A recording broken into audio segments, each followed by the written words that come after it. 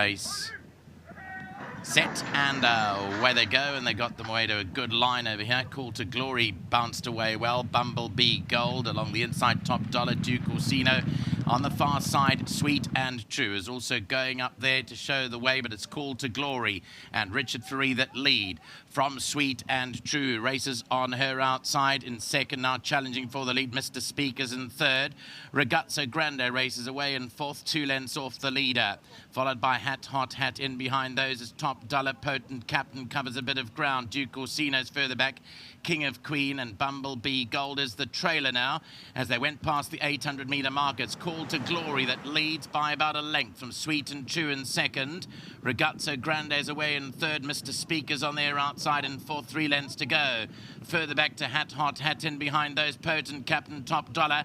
King of Queen's got 7-8 lengths to make up. Homeward bound, 400 metres left to go, and Call to Glory opens up by 2 lengths from Sweet and True in second. Ragazzo Grande's away in third, and a long way back to Hat Hot Hat. Mr. Speaker and King of Queen is now starting to run on, but it's Call to Glory who's given them the slip by 3. King of Queen is coming out with Ragazzo Grande, then Sweet and True, but Call to Glory has gone well clear here, and it's Call to Glory, the superbly bred Call to Glory, that won it by 2.5, 3. King of Queen was second, Ragazzo Grande, then came Hat Hot Hat, and further back to Sweet and True. Richard Ferree racks up another winner for the season. He drew a blank yesterday, a rare blank yesterday afternoon in Johannesburg. To the Kreefjaar, they pick up the first of the day. Call to Glory. Richard Ferree had no hesitation going off to the front. They widened the margin when they turned for home, and they pulled away from the opposition to win quite readily in the end.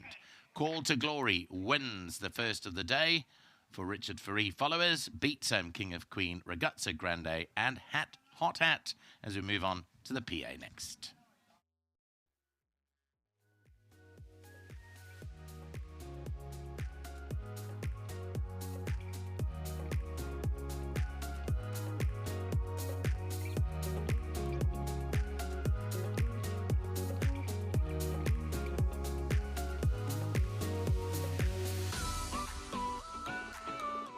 Well, it's the beautifully bred Call to Glory that opens her account, a winning one here in the Eastern Cape, having her very first start here and on the poly surface as well. She's done a great job, and someone else who's done a great job is her groom, Cuba, and he's going to be in receipt of 1,500 Rand from World Sports Betting as a result. So very well done to Cuba, and as usual, a big thanks to Godfrey, who's always here to collect their checks on their behalf. Godfrey, thank you very much.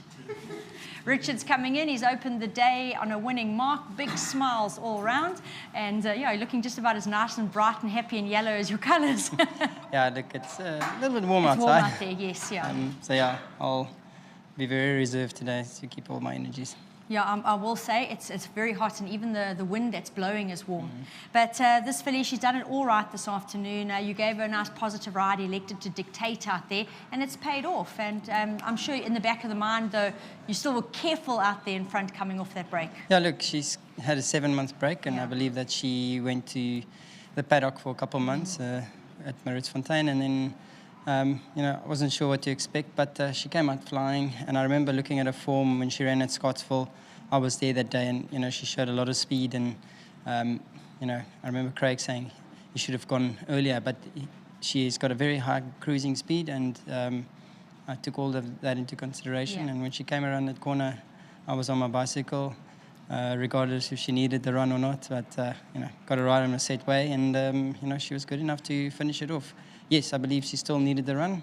She was having a good blow, but yeah, she can only get stronger and keep winning from here. Yeah, that's a very good note, actually. Richard, later today, you'll get aboard. You win again. She was a fluent winner last time. Got a bit of a draw to overcome here, but you've got to give her a bit of a chance in that good last win. Yeah, look, it was a good win.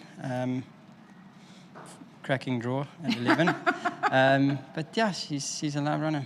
A Masked Vigilante, super local debut last time. You rode him that day. How do you feel he's going to adjust to Polly? I think he'll be fine. He's not a 5-furlong horse, and we needed to get him going. And he moved up into 5th position, which was quite nice. And you know, obviously we run wherever the races are, and you know, so it'd be Polly. It's a lovely Polly track. I don't mind this one at all. And the horses love it, and I'm pretty sure he'll go close to winning as well. And then Guerra, hard horse to quiz about. I know he can be temperamental on the day. Oodles of ability, but he seems to choose when he's going to put it out. But it was a good second last time out. Yeah, look, I had some tough decisions to make. Obviously, I like my horse, Yes, Path of Choice, and I know.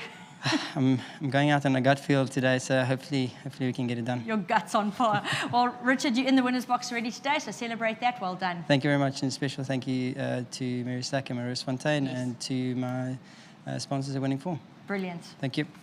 Great feedback there from Richard. He's always very willing to help us out and forthcoming. It's much appreciated.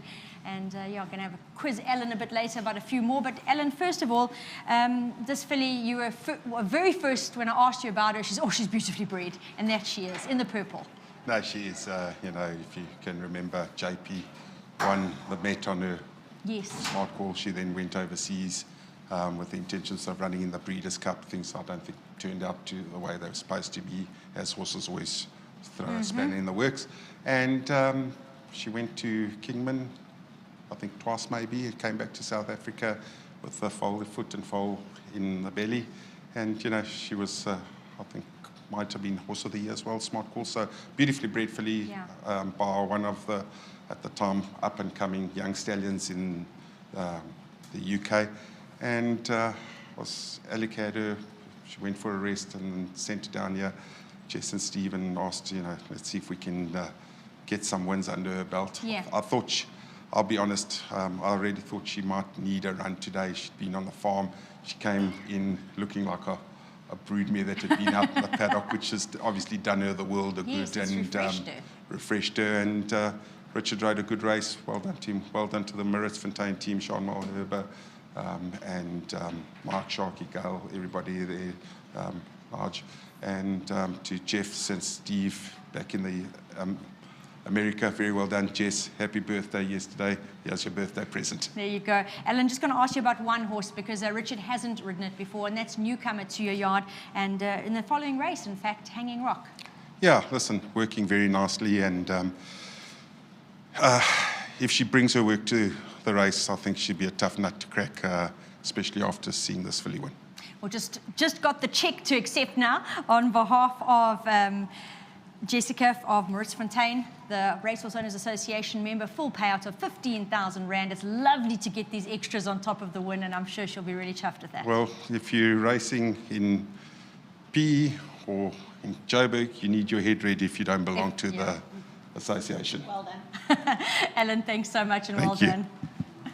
Great win there by Call to Glory, and fantastic to win on her debut, both in the Eastern Cape and on the poly surface. As Neil alluded to, when we see those horses coming that really have that natural speed, it's something that it gives you optimism when they step out on the poly because it does translate very well. Great ride, as usual, by Richard, and the Maritz Fontaine bred and owned filly has left the maidens.